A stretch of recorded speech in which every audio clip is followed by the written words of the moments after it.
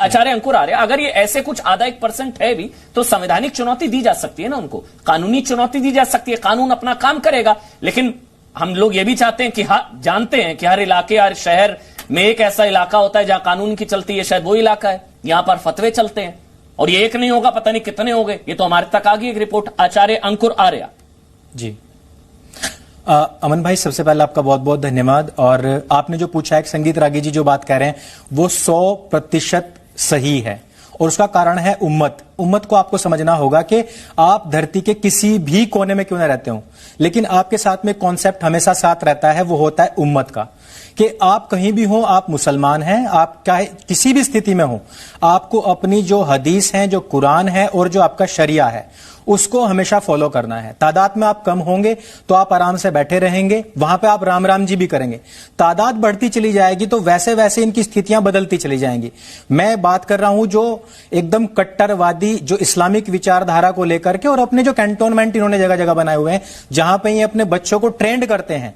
कहा जाता है शैक्षणिक संस्थाएं हैं, लेकिन मैं उनको इनके कैंटोनमेंट कहता हूं, जहां पे इनके ट्रेनिंग प्रोग्राम चलते हैं वहां बच्चों में ये बात कूट कूट कर भरी जाती है।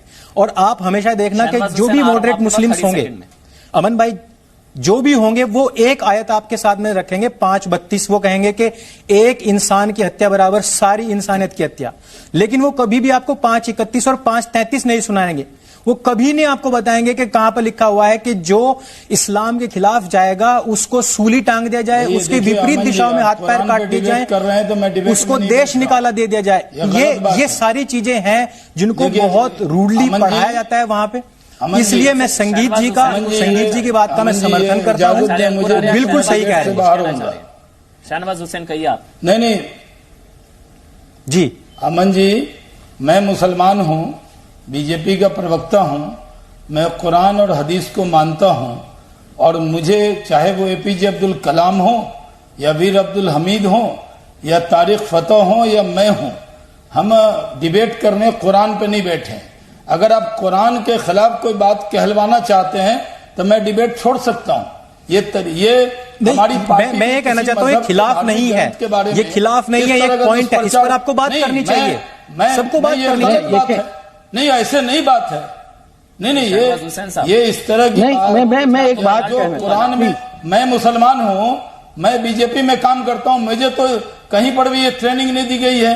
मुझे तो कुरान में मैंने ये पढ़ा है, लकुम दीनुकुम वलिय दीन, तुम्हारा दीन तुम्हारे लिए, मेरा दीन मेरे लिए। मैंने सभी के लिए बात नहीं कही है, मैंने कहा है कि जो इस तरीके की, देखिए आप तो शहनवाज जी, मैं सभी ने आपसे एक बात आपने यहाँ फतवे का विरोध किया है, आपने फतवे का विरोध किया खिलाफ।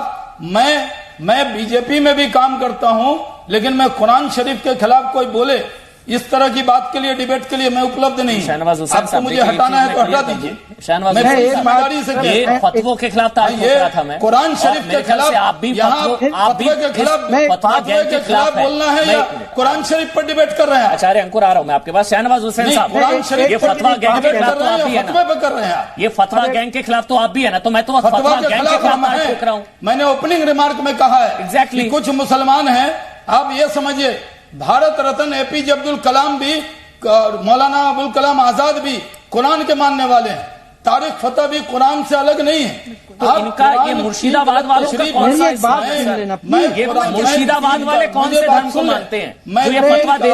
मैं कुरान सुन लीजिए, ये फतवा वाले कौन सा धर्म मानते हैं सर? मैं ये मानता हूं कि मेरा जी, ये फतवा वाले, मुर्शिदाबाद वाले जो फतवा जारी करते हैं, ये भी तो इस्लाम का नाम लेकर ही फतवा जारी करते हैं। इस्लाम की गलत व्याख्या कर रहे हैं, इसके लिए इस्तेमाल करते हैं।